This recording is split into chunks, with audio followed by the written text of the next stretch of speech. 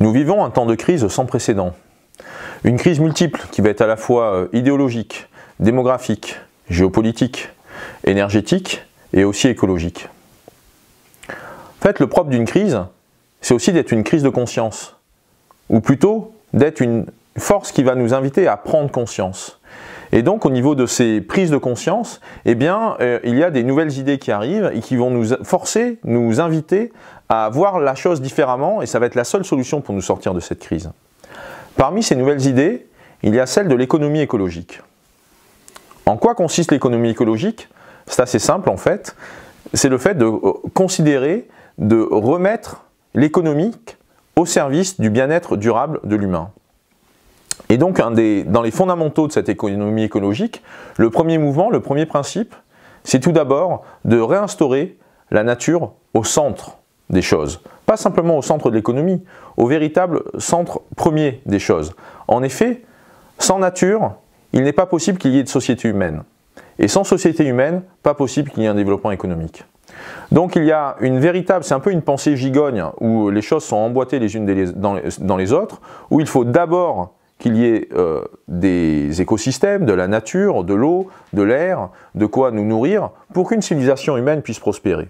Et c'est parce que la civilisation humaine et les cultures humaines sont en mesure de prospérer que, à partir de là, des développements économiques, des échanges économiques sont possibles.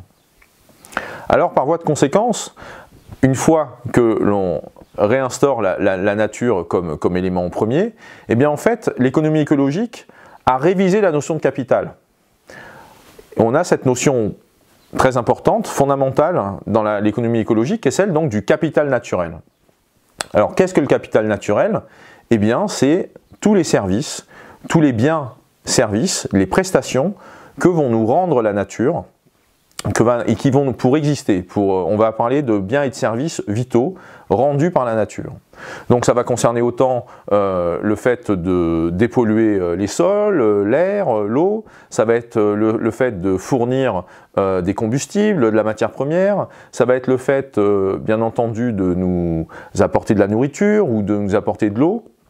C'est tout un tas de services que l'on peut voir monnayés autour de nous à l'époque moderne, mais qui sont rendus gracieusement par la nature.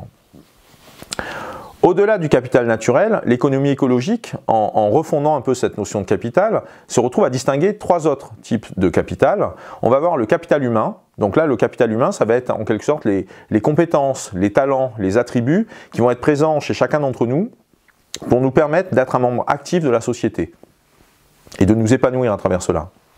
On va voir aussi le capital social. Le capital social, là en revanche, on est sur une autre échelle. Ce sont les réseaux sociaux, ce sont les connaissances collectives, ce sont également bien sûr les traditions, les savoirs ancestraux, et puis aussi les règles, les valeurs, les normes légales, institutionnelles, qui nous permettent de fonctionner ensemble. C'est vraiment tout ce qui est lié au code et aux usages. Dernier point, ça va être le capital bâti. Alors le capital bâti, ça correspond aux infrastructures que l'humanité, que l'homme a mis en place pour répondre à ses besoins, en quelque sorte à ce que l'humanité ou les groupes humains ont bâti, ont érigé. Alors ça va être autant des infrastructures de transport, des infrastructures de communication, mais aussi bien sûr les bâtiments, les villes ou d'autres outils que l'on a pu édifier en accompagnement de notre développement. L'origine de l'économie écologique remonte aux années 1970, avec un premier auteur qui s'appelle Nicolas Georgescu-Roegen, qui signe un premier article universitaire, académique, sur l'économie écologique. Comment cela? En réintroduisant la notion d'entropie dans l'économie. L'entropie, c'est un phénomène physique, c'est un phénomène associé à la thermodynamique, c'est un concept clé dans la physique de l'énergie, dans la façon de penser comment l'énergie évolue, comment l'énergie se dégrade et se dissipe.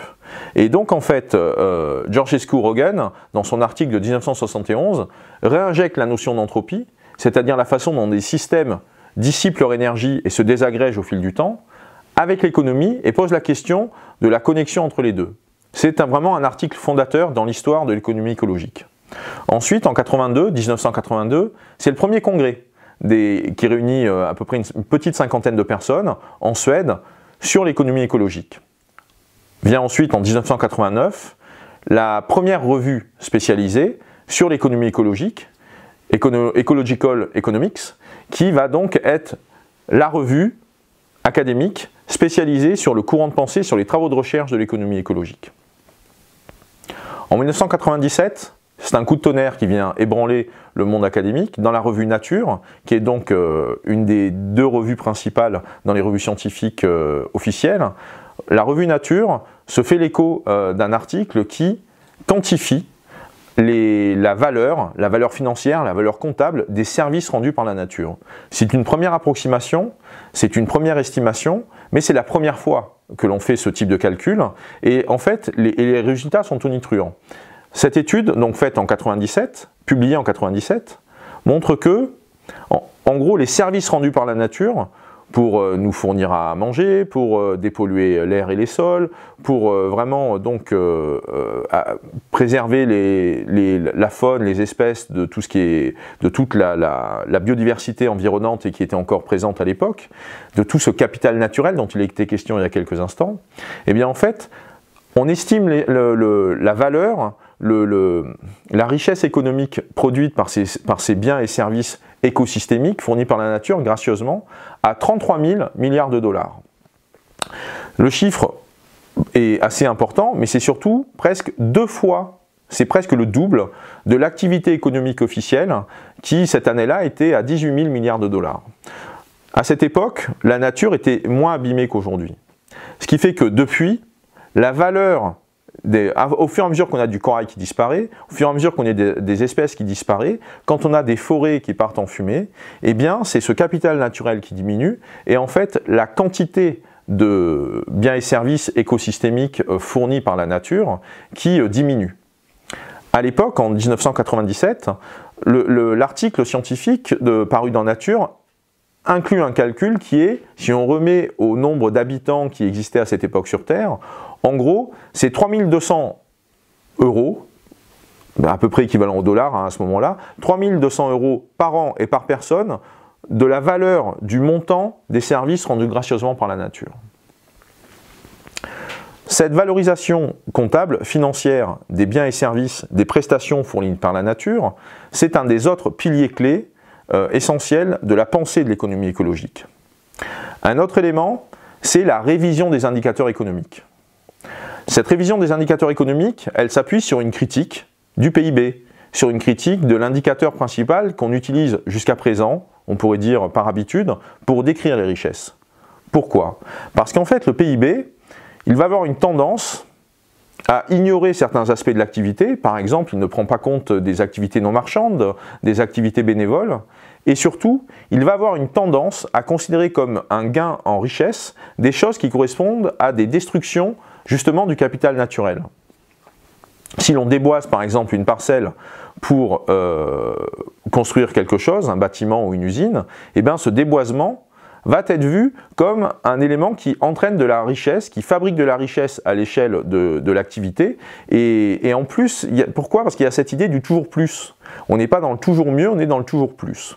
Donc depuis une dizaine d'années, depuis une quinzaine d'années, on a des nouveaux indicateurs économiques qui sont en discussion au niveau des grandes instances internationales, y compris en France d'ailleurs. Il y a eu des préconisations faites dans des rapports, notamment le rapport Stiglitz, il y a une dizaine d'années, et qui donc nous invite dans tout ce qui est activité comptable de l'économie à fonctionner avec d'autres indicateurs.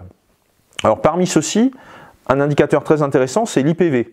L'IPV, c'est l'indice du progrès véritable. Ce qui est très intéressant avec cet indice du progrès véritable, c'est que premièrement, il prend en compte tout ce qui est travail non marchand, tout ce qui est travail bénévole, mais aussi le travail domestique. C'est vraiment inclus et intégré dans l'estimation globale des richesses qui sont produites par l'activité humaine. Et en même temps, il retranche à ce calcul des dommages causés sur l'environnement, les dommages causés par les coûts sociaux de cette activité, c'est-à-dire tout ce qui est maladie, accident, délinquance, qui vont être retranchés de la richesse, puisque c'est considéré comme des choses qui coûtent à la collectivité et pas comme des choses qui génèrent de la richesse. Donc l'IPV fait partie des nouveaux indicateurs qui sont en développement au sein des Nations Unies, qui sont en test auprès de certains organismes internationaux économiques et qui vont nous permettre sans doute d'avoir une vision plus large que celle que le PIB nous amenait jusqu'à présent. Dernier pilier de l'économie écologique, un point là aussi donc très important, c'est la question de la monnaie. Dans l'économie écologique, au niveau de la pensée de l'économie écologique, la question de la monnaie est également considérée, là aussi avec deux aspects dans la critique qui va en être faite, ou en tout cas dans les propositions qui sont faites, c'est que premièrement, être dans une approche monoculture monétaire, avoir une seule monnaie, d'avoir une monnaie unique, c'est prendre un risque systémique. Pourquoi? Parce que la nature nous enseigne, les leçons que l'on peut tirer de la nature lorsqu'on l'observe, c'est que d'avoir une monoculture, par exemple des cultures intensives d'une seule espèce, eh bien ça rend ces cultures plus sensibles aux maladies. Ça rend ces cultures plus fragiles. Donc la monoculture rend un système plus fragile, rend une espèce plus fragile. Donc une monoculture monétaire fabrique une monnaie qui va être plus fragile au moindre dysfonctionnement et si ça commence à s'effondrer, tout va s'effondrer. Donc si on regarde la nature, la biodiversité, la diversité des monnaies proposées devient en fait un atout, devient en fait quelque chose qui est utile et intéressant pour la durabilité, pour tout ce qui est résilience économique au niveau donc d'une économie, du vivre ensemble. Et ce qui fait que naturellement, bien entendu, l'économie écologique pousse en faveur de l'émergence des monnaies complémentaires. Les monnaies complémentaires, il en existe à peu près entre 4 et 5 000 à travers le monde, de toutes sortes. Elles peuvent être d'origine privée ou d'origine publique, alors qu'on a à peu près entre, on va dire, 180 monnaies officielles, comme le dollar, comme le rouble, comme la livre ou comme bien sûr l'euro. Donc on a beaucoup plus de monnaies complémentaires qui existent que de monnaies officielles. Ça, c'est un premier point. En France, par exemple, nous avons une trentaine de monnaies locales et complémentaires qui sont en cours de développement, enfin qui existent, qui sont en cours de fonctionnement, et on a à peu près autant de monnaies qui sont en cours de développement dans un peu plus de 40 départements à travers la France. Donc il y a un vrai mouvement de fond dans le développement des monnaies complémentaires, mais ce mouvement de fond est dans la continuité des analyses que vont faire l'économie écologique sur la monnaie, où la diversité des monnaies, c'est plus solide que d'avoir une seule monnaie, ça sera un premier point, et surtout, dans la théorie classique en économie, on va considérer que les monnaies sont des agents neutres, n'ont pas d'influence. Or, ça n'est pas le cas. C'est-à-dire qu'il y a des représentations inconscientes, il y a des schémas de comportement que vont fabriquer la monnaie. Et donc, si on raisonne avec ce point de vue-là, qui est celui de l'économie écologique, eh bien, on va pouvoir concevoir, fixer des règles du jeu à des monnaies qui vont être conçues pour développer l'entraide, qui vont être conçues pour développer la solidarité, qui vont être conçues pour développer le bien-être. Et c'est cet état d'esprit-là qui va animer une grande part, les 3/4 à peu près des monnaies complémentaires qui sont en cours de développement ou déjà en train de fonctionner. Et c'est pour ça que parfois vous allez voir passer des expressions comme quoi ce sont des monnaies sociales, des monnaies locales, des monnaies complémentaires, etc. etc. C'est en fonction de la façon dont elles ont été conçues et du rôle social que l'on entend leur donner à jouer. Je récapitule les 5 principes posés par l'économie écologique.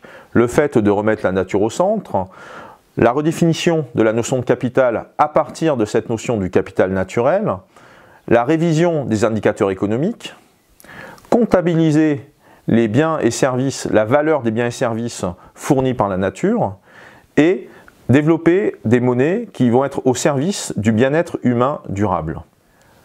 Ces 5 piliers de la pensée de l'économie écologique ont connu en fait un regain de notoriété en 2012, lorsqu'il y a eu un rapport commandité par les Nations Unies, qui a été donc rédigé par les principaux penseurs ou les héritiers de Georgescu-Roegen, qui ont donc fait un rapport complet, Vivement 2050, qui est disponible en français, qui est en libre accès, et qui offre comme ça un panorama de comment le monde peut fonctionner différemment d'un point de vue économique et surtout comment nous pouvons dès maintenant commencer à cultiver un monde, une société au service du bien-être durable humain.